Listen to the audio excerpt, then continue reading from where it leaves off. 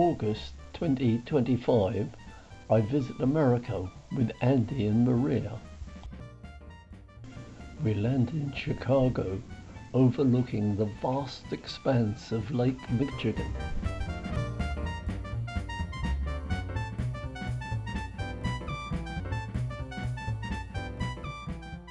Our hotel is on the Navy Pier in a beautifully restored old warehouse.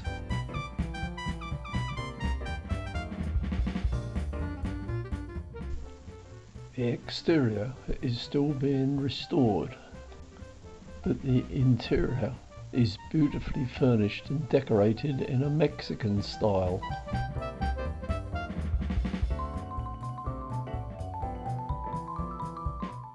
We venture into the city to see the magnificent architecture and some of the enormous skyscrapers.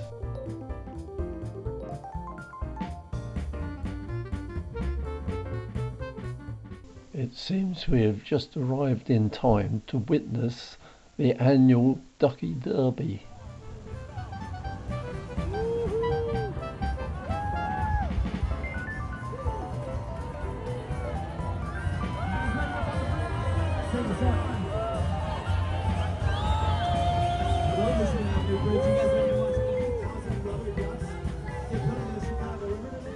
Apparently, about 80,000 plastic ducks are released into the river and helped along by the jet from the fireboat.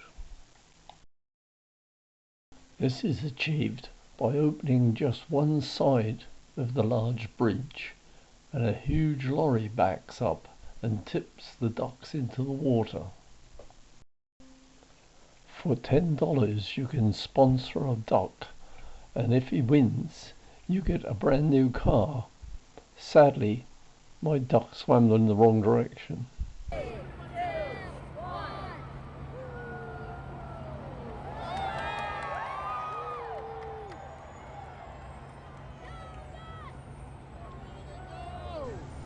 Chicago's claim to fame must be its amazing architecture. Apparently, they built the world's very first skyscraper at about 150 feet. They're now towering something over 1,500 feet. We visit a museum of architecture where they told the story of how the town was rebuilt after the devastating fire in 1871. Fire sparked and roared into an inferno a mile wide and 3 miles long north to south.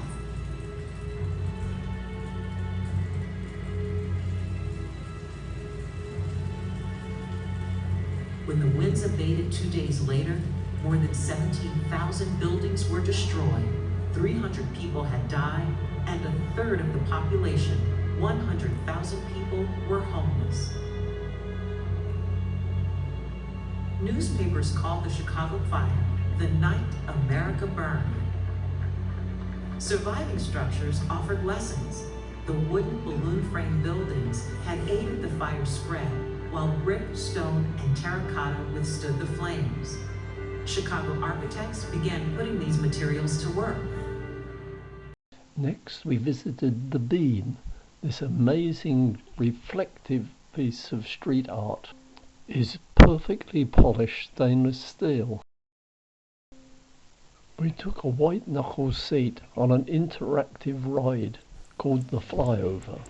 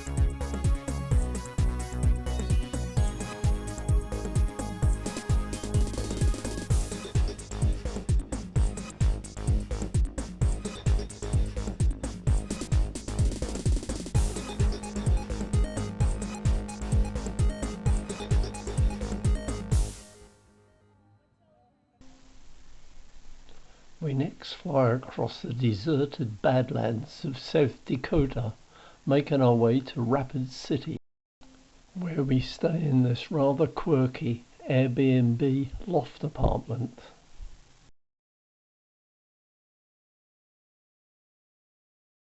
Next morning, we take a scenic drive to see the National Monument at Mount Rushmore.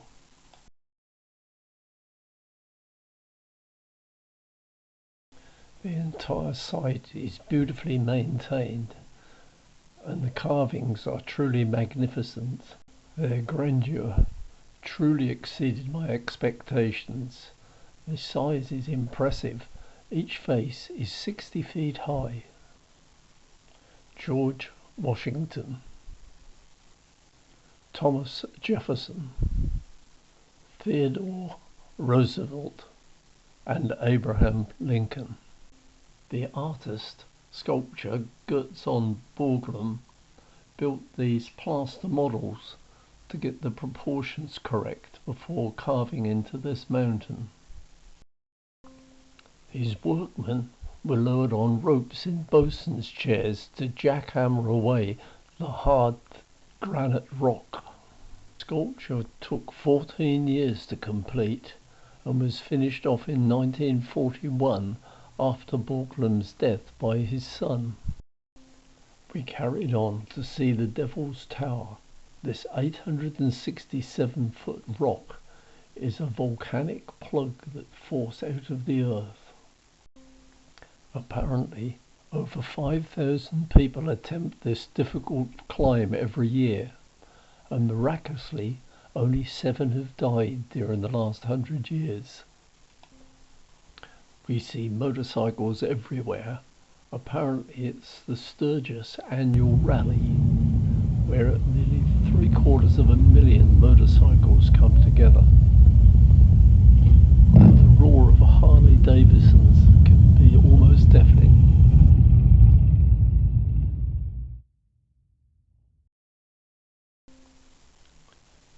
We called off to see some bears on the way home.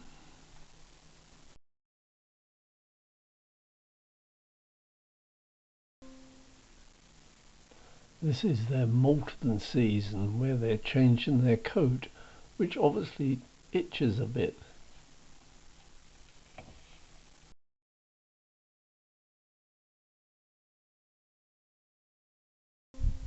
As it's a very warm day, it's best to sit in the pond and blow bubbles.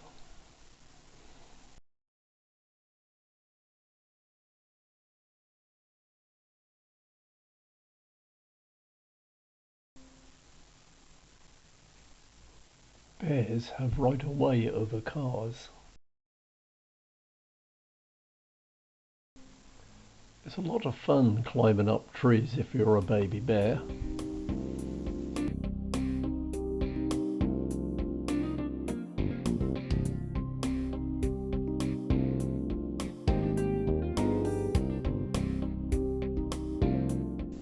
But you need to hurry down when it's getting near lunchtime.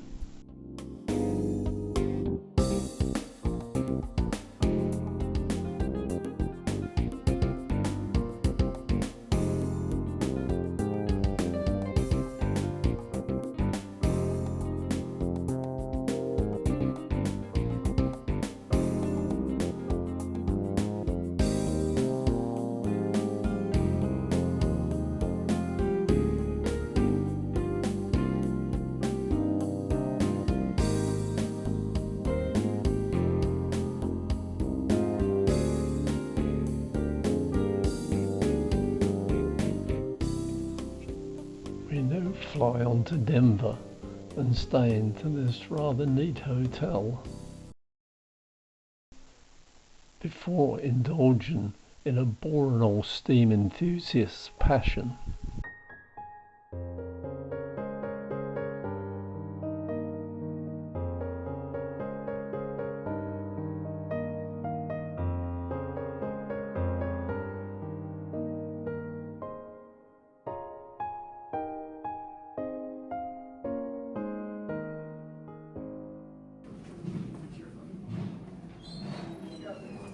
Stand right here.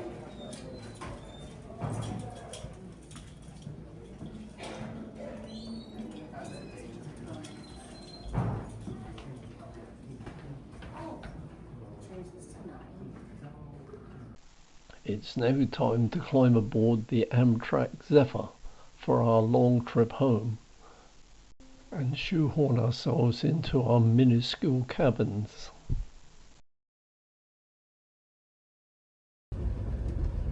We travel through delightful countryside and then cross the Mississippi on a rusty bridge which didn't really look strong enough to take a train.